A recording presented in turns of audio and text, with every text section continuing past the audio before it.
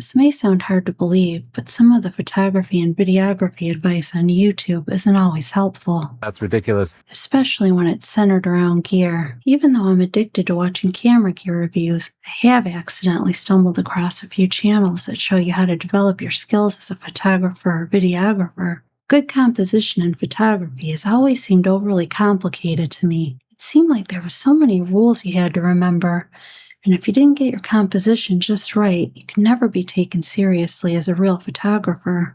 When I first learned about the rule of thirds, I was having trouble trusting my own judgment when I thought the subject looked better in the center. But after watching a video from the Photographic Eye channel, I started to wonder if maybe I could rely more on my own instincts. You have asked yourself, but what is good composition? What is a composition that works? And the answer is actually surprisingly simple. It is really just to follow your gut. When I'm out taking photographs, I don't look around and take a picture, and I photograph with my phone quite a lot actually, so it's a very quick process. I look at, see something, I take a picture of it, and I kind of go, does that feel right? I'm listening to my gut, I'm trusting my intuition. I've really been trying to rely more on my gut instinct when it comes to composing my shots. But when I recently tried my hand at portrait photography, I was having trouble trying to decide how much of the subject to leave in the frame. I was trying to play it safe by doing nothing but full body shots, but then this video from Jared Pullen really helped me to compose a better portrait. This is what we're looking for. You see this subject a lot when people are shooting, and what you end up seeing are shots like this. I'm gonna focus here, take that photo, and you can see what I'm looking at is that I cut off her fingers. They're just hanging there and I cut them off at the knuckles. That hurt. Did that hurt? It probably hurt. It's not a good thing to do. So you just want to make sure that you get both hands in here in this case.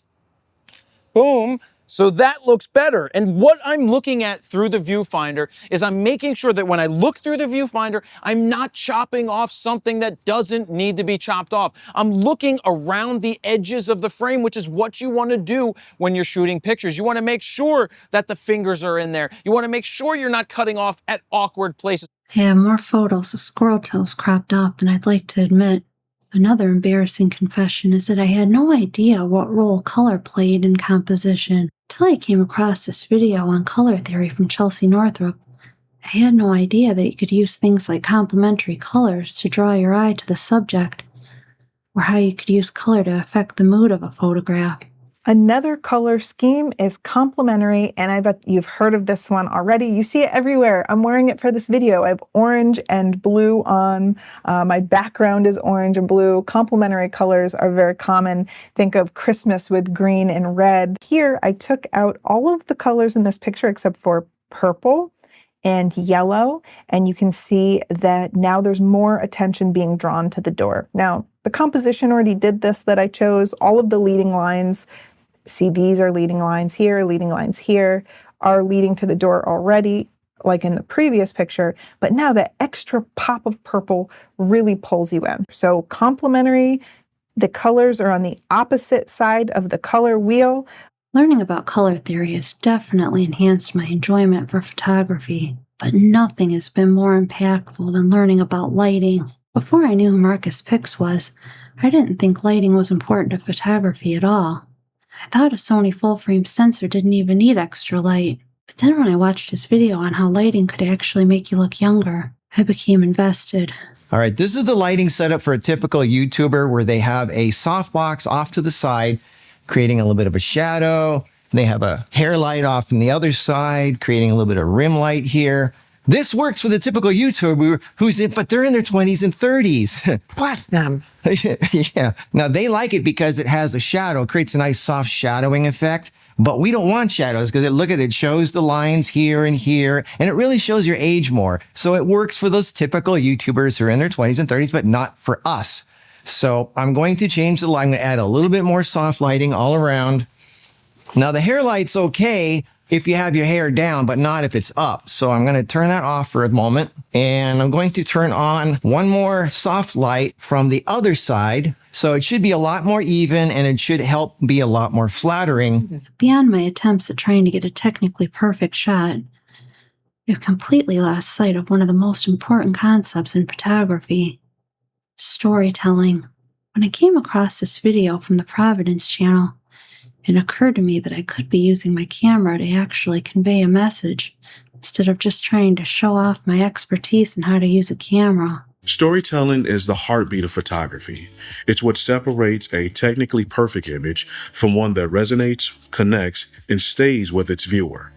As photographers, we often start by focusing on what looks good, the perfect light, composition, or sharpness. But the true evolution of our craft happens when we move beyond beauty and into meaning.